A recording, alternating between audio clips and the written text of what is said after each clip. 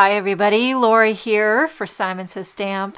Thank you so much for joining me today. I've got a fall themed, kind of a clean and simple fall project to share with you, featuring the Ornate Leaves die set. I'm going to take that largest leaf and die cut it into some fog cardstock. I don't know if this is an oak leaf or a maple leaf, but it doesn't matter because we're going to spice it up for fall.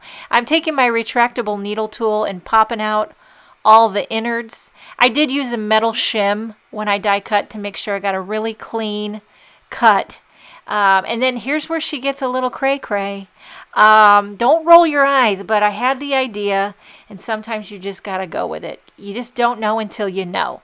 But I wanted to fill in each segment with different colors. So along the bottom, I did one on each side out of Schoolhouse Red.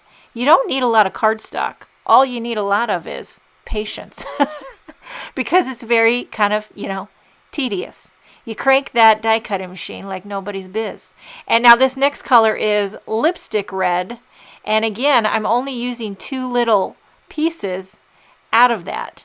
Before I go any further, I figure I better adhere this down so that I can, start sticking this puppy down. So I have a white panel trimmed to 3.5 inches tall by 4 3/4 inches wide. I like to trim my panels a lot smaller than my card base, and that gives you that gorgeous border that really tickles my fancy. Okay, so I'm going to flip over this ornate leaf, and I'm putting little dots of liquid glue. I'm using Bearly Arts. I like it because it's got that very precision tip needle. And I'm kind of cocking it to the side, hanging it off the edge to keep it trendy.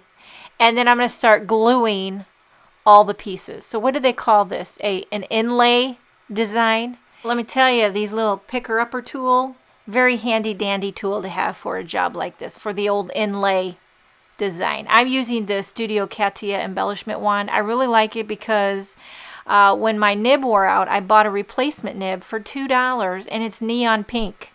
I'm all about it. I also have a neon green one. And then a lot of people like the Crystal Katina. There's a lot of different tips you can use. I used to have a different one. Can't remember the brand, but it lost its stick. And so far, this one's working. Now I'm moving on to burnt orange. I'm just kind of working my way through the fall-themed rainbow order. Of course, you could customize this. If you don't want to do different colors, you could just do one color, just like green or, orange. Whatever, tickles your fall-loving heart. This is a great card for Thanksgiving. The leaves are definitely starting to change and fall here in Illinois, and it's gorgeous. My favorite time of year.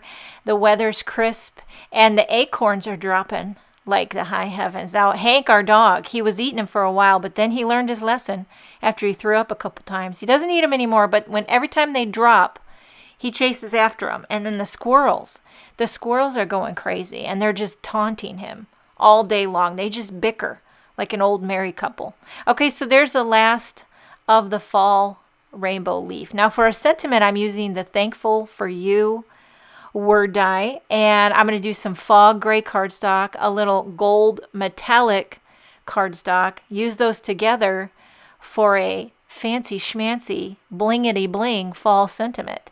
Okay, very dainty little Thankful for You. I like to use that retractable needle tool.